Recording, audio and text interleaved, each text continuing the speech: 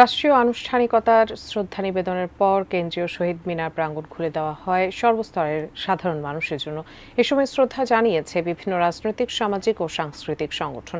অনেকেই এসেছেন ব্যক্তিগতভাবে, পরিবার নিয়ে। সবার মুখেই ছিল ২১-এর চেতনায় নতুন বাংলাদেশ গড়ে তোলার আহ্বান। বিস্তারিত জানাচ্ছেন আফাজ সিদ্দিকী, ছবি তুলেছেন তাপস কর্মকার।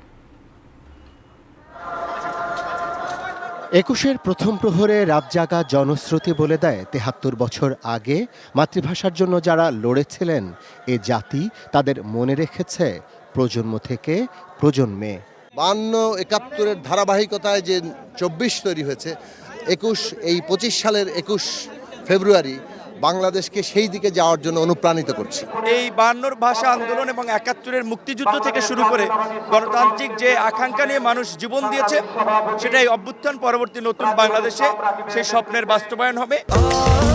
স্বাস্থ্যকর অল টাইম ফ্যামিলি কেক, সব সময় অল টাইম হেলদি লাইফ।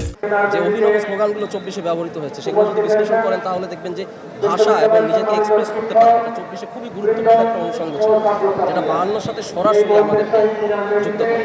ভাষা দিবসে আমরা আশা করি যে আমাদের সরকার তারা বাংলাকে আরো বেশি পৃষ্ঠপোষকতা করবে এবং বাংলাকে সর্বত্র ছড়িয়ে দেওয়ার একটা চেষ্টা চালাবে।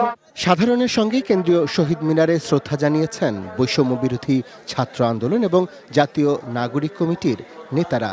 ছিলেন জুলাই যোদ্ধারাও। ২১-এর চেতনায় নতুন বাংলাদেশ গড়ার স্বপ্ন তাদের চোখে।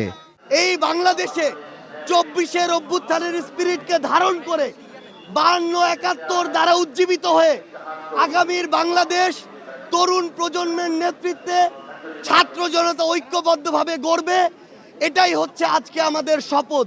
বিশ্বমঞ্চে বাংলাদেশের সংস্কৃতিকে ছড়িয়ে দেওয়ার জন্য এই ২৪-এর গণ অভ্যুত্থানের পরে সুযোগ এসেছে।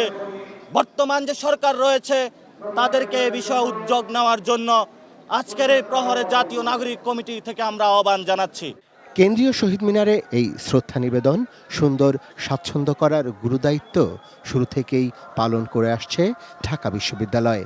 জাতীয় জীবনে এই আয়োজনের গুরুত্ব উঠে আসে ঐতিহ্যবাহী এই বিদ্যাপীঠের উপাচার্যের কথায়।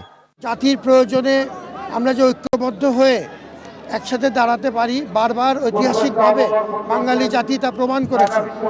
এই জাতীয় আয়োজনগুলো এই জন্যই আমাদের জাতির জীবনে মাইলফলক। রাতের নিস্তব্ধতা ভেঙে রাজধানী ঢাকার সকল পথ এখন এসে মিশেছে কেন্দ্রীয় শহীদ মিনারে। আমাদের শহীদ দিবস আন্তর্জাতিক মাতৃভাষা দিবস। শুধু বাংলা ভাষা নয়, বিশ্বের সকল ভাষা রক্ষার একটি অনন্য দিন আজকের এই দিনটি। আরাফাত সিদ্দিকী, ATN নিউজ, কেন্দ্রীয় শহীদ মিনার, ঢাকা।